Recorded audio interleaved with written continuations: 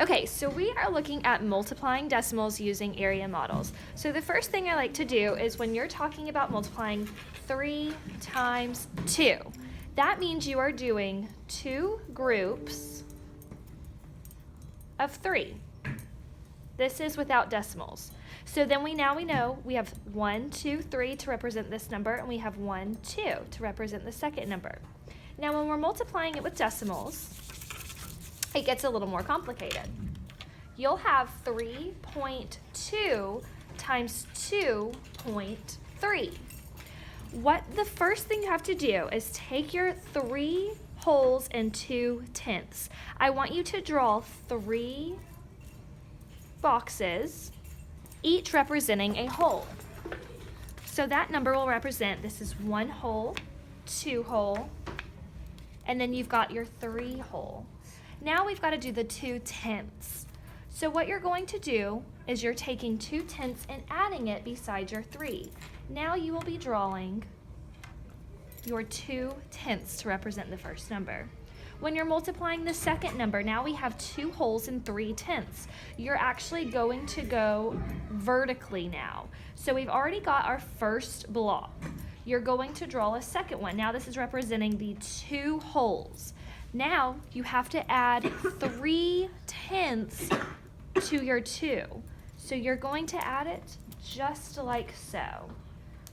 You're going to draw 1, 2, 3. What you have to do is basically act like it's a puzzle. Now you have to fill in all the blanks. So you're going to finish up drawing your boxes, and you're just going across.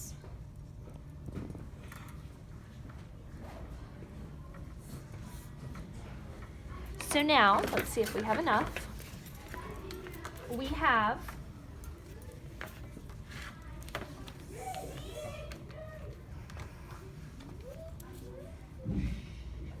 and I'm just going all the way across.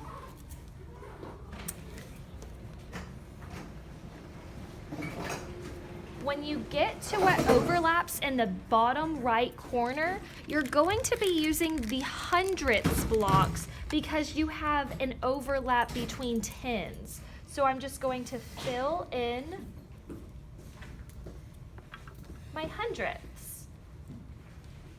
A little difficult, but oops, it is possible. So now this is what we're going to call the area model to represent a decimal times a decimal. Now on the flashcard for last night's homework, I had set up a chart like so.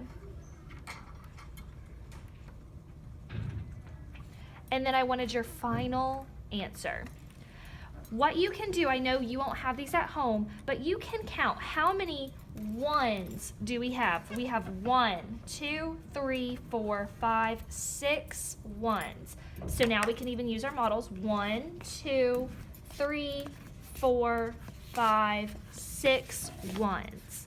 Now when it comes to the tenths, 1, 2, 3, 4, 5, 6, 7, 8, 9, 10, 11, 12, 13 tenths. Oops.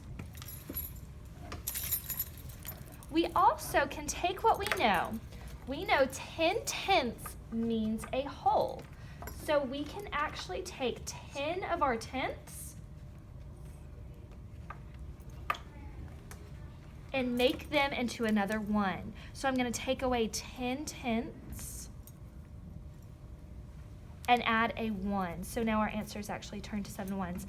And then you still have 1, 2, 3, 4, 5, 6, or 1, 2, 3, 4, 5, 6 hundredths.